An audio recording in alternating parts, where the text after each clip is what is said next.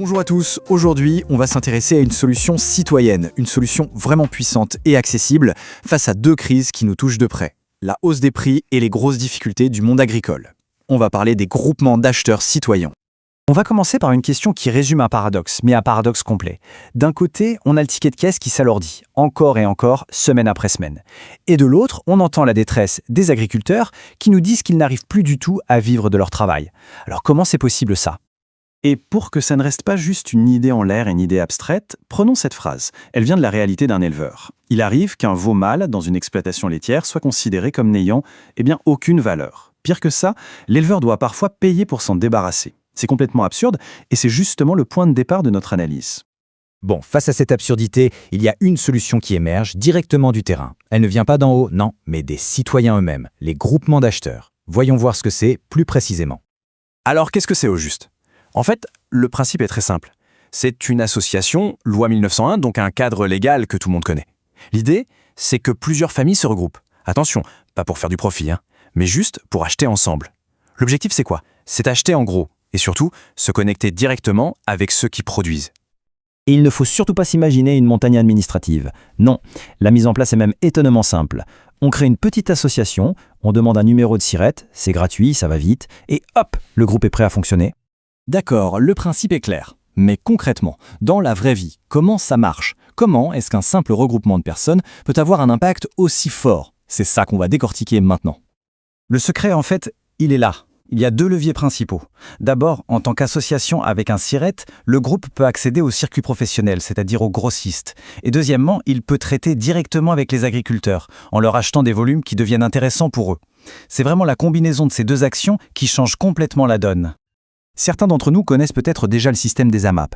Ce qui est super intéressant ici, c'est de voir la différence. Une AMAP, ça repose sur un contrat à l'année avec un producteur bien précis. Le groupement, lui, offre beaucoup plus de souplesse. On achète quand on veut, sans engagement sur le long terme, et surtout, on peut aller voir plein de producteurs différents. L'objectif numéro 1, c'est le pouvoir d'achat, mais qui va de pair avec la justice économique. Alors, cet accès aux grossistes, ça veut dire quoi concrètement ? Eh bien, ça veut dire qu'on accède à une partie du marché qui est normalement totalement inaccessible pour un consommateur seul. On entre en quelque sorte dans une autre dimension des prix. Voilà à quoi ça ressemble concrètement. On ne parle plus d'acheter un petit kilo de riz, mais carrément un sac de 25 kilos. On achète les boîtes de conserve par carton entier, les produits d'entretien par énormes bidons. Forcément, le prix à l'unité chute de manière drastique. C'est l'effet de masse, l'effet du volume, qui devient possible parce qu'on s'est mis à plusieurs.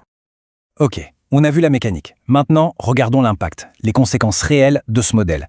Et c'est là que ça devient vraiment puissant, parce que tout le monde y gagne. Reprenons notre histoire du début, celle de ce fameux veau sans valeur. Elle illustre parfaitement le changement de logique. Dans le système classique, l'éleveur, il subit le marché. Point. Le point crucial, il est chiffré ici.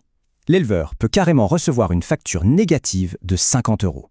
C'est-à-dire qu'il doit payer pour que son animal entre dans la filière. C'est une perte sèche qui vient s'ajouter à tout son travail. Et là, ce graphique, il est super parlant, regardez bien. À gauche, la perte de 50 €. À droite, voilà ce que permet le groupement d'acheteurs. Le groupe peut proposer un prix positif à l'éleveur, mettons 100 € par exemple. Pour l'agriculteur, c'est le jour et la nuit, on passe de moins 50 à plus 100. Et pour les familles, le prix de la viande au kilo reste très avantageux, simplement parce que les intermédiaires ont été quasiment tous éliminés. Il faut bien comprendre que tout ça se fait dans un cadre parfaitement légal, parfaitement sanitaire. Le groupe n'achète pas un animal sur pied pour se débrouiller avec, non.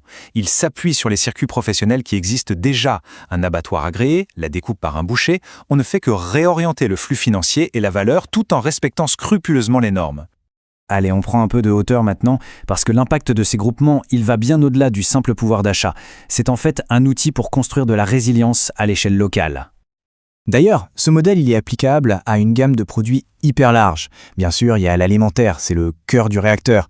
Mais on peut aussi mutualiser les achats pour les produits d'entretien, pour de la literie et même pour du matériel informatique. En fait, toute dépense un peu lourde ou récurrente peut potentiellement être optimisée comme ça.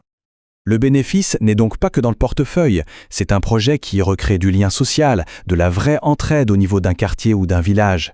Il apporte une réponse concrète à la crise agricole, il renforce notre autonomie face à l'inflation et il montre qu'une action locale, toute simple, peut avoir un écho face à des problèmes d'échelle nationale. Cette phrase, elle résume absolument tout. C'est ça la mission de ce modèle. Ce n'est pas l'un ou l'autre, c'est l'un et l'autre. faire baisser les prix pour les consommateurs et augmenter le revenu des producteurs. C'est toute la force de ce court-circuitage des intermédiaires qui aujourd'hui capte une trop grande part de la valeur. On va terminer avec cette question, juste pour la réflexion. Ce modèle de groupement d'acheteurs nous rappelle que le pouvoir n'est pas seulement entre les mains des grands groupes. L'action collective, quand elle est organisée à notre échelle, à l'échelle locale, a un potentiel immense pour redessiner les circuits économiques et les rendre plus justes, plus résilients. Voilà qui donne matière à réfléchir.